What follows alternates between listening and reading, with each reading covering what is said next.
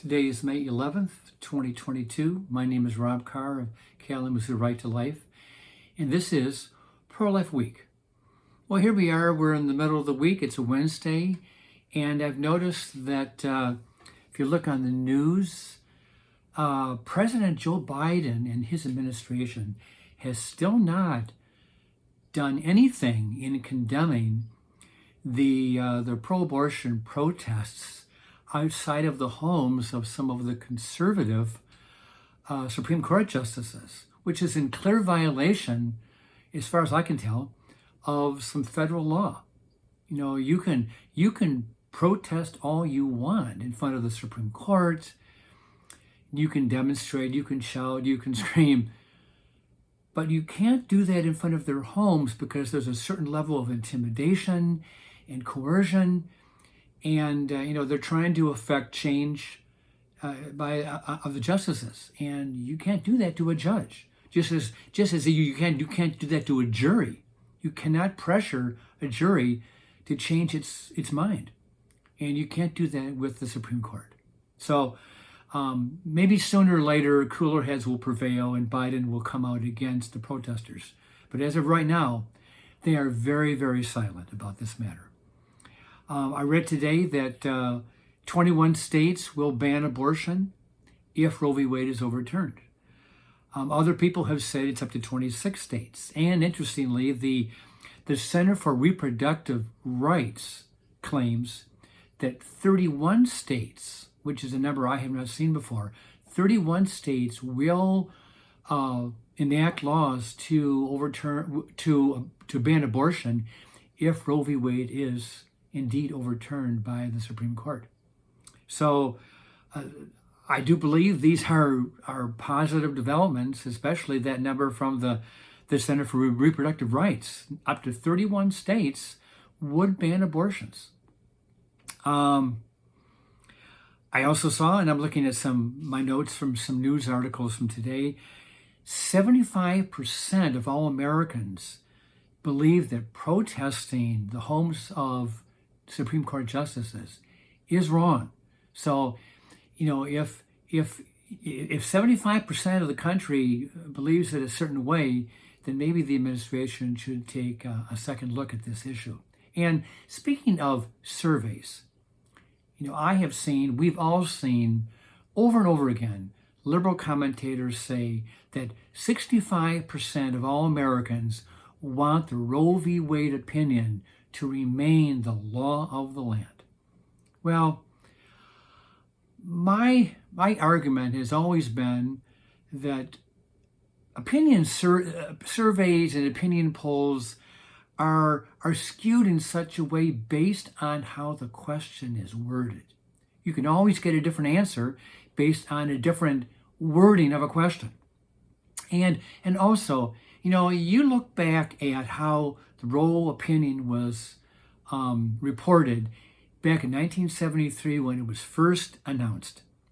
And a lot of journalists would say, or did say, that the Supreme Court has legalized abortion in the first 3 months or in the first trimester.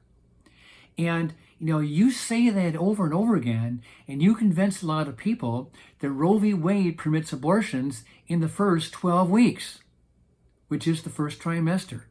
Well, we all know that is patently untrue. The Supreme Court in Roe v. Wade said, that in the first trimester, a woman has an absolute right to abortion. In the second trimester, the only restriction was basically on where it could be performed. And that was changed almost immediately when freestanding abortion clinics cropped up all over the country. Because in the beginning, abortions would be done in hospitals. But then as clinics cropped up, that was revised. And as long as clinics maintained these high safety standards, that abortion can be performed in clinics up to the second trimester, up to the point of viability. So this argument that Roe only permitted abortion in the first trimester is a false argument. It is untrue. So a lot of people who may have heard that first trimester, that it was legal. A lot of people are misled into thinking that abortion is only legal in the first trimester.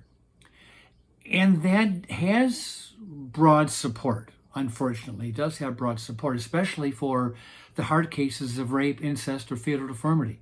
So, to say that 65% of Americans want to keep Roe v. Wade the law of the land, that is not taking into consideration the fact that there has been a lot of manipulation and misinformation on what the Roe opinion actually permits. And then we all know that in the final trimester, states cannot ban abortions as long as there's a health exception, which would then take abortions up to the due date, up to the final trimester. So that 65% is a skewed number, so don't be misled.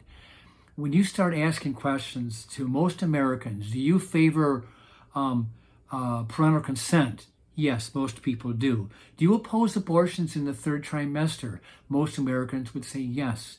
Do you support abortions in cases of Down syndrome babies or babies with fetal handicaps?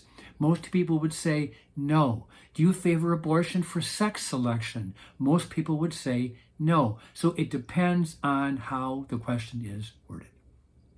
Okay, so on the news today, that Nancy Pelosi has called the GOP, the Republican Party, a cult because they no longer support a woman's right to choose. Well, I beg your pardon, Nancy. You look back in history, and the Democratic Party was pro-life up until 1973. And many, many Democrats were pro-life all through the 1970s. You talk about a cult, extremism. It's the Democratic Party that has now embraced abortion on demand throughout all 9 months of pregnancy. That is extreme.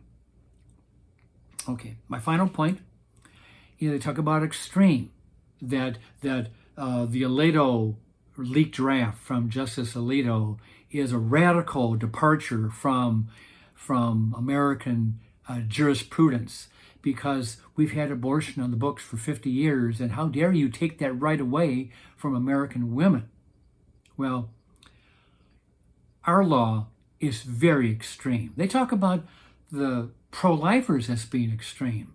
The Roe v. Wade decision has created an abortion law that is very radical by comparison to practically every European nation, as well as in South America and in Asia.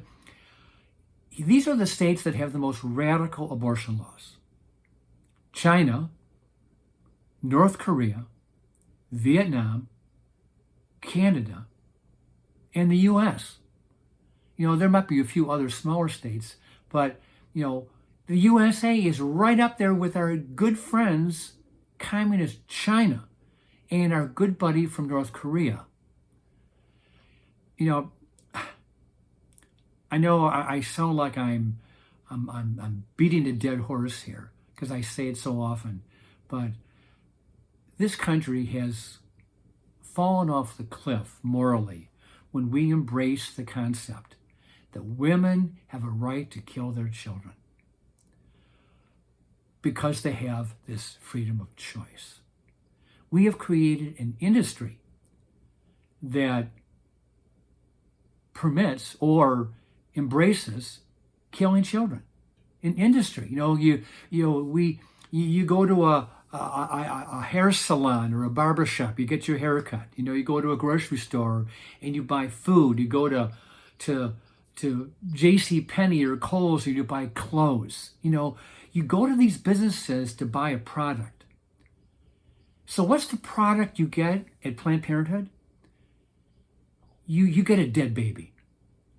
And in America, that seems to be totally accepted by the mainstream media, by the Democratic Party, by the pro-abortion movement, and by liberals, across the country. You go to Planned Parenthood and you get a dead baby. As a pro-lifer, I consider that totally unacceptable, totally immoral, and unethical. Before I go, I'll remind you once again, if you're approached by someone in downtown Kalamazoo or at a post office or walking through the neighborhood trying to get you to sign that pro-abortion petition drive, remember, what have I been saying? Don't sign that petition. Don't do it. If that passes in November, every pro-life law in Michigan will be gutted and nullified if that becomes part of the Michigan Constitution. So don't sign that petition. With that, I will see you next time.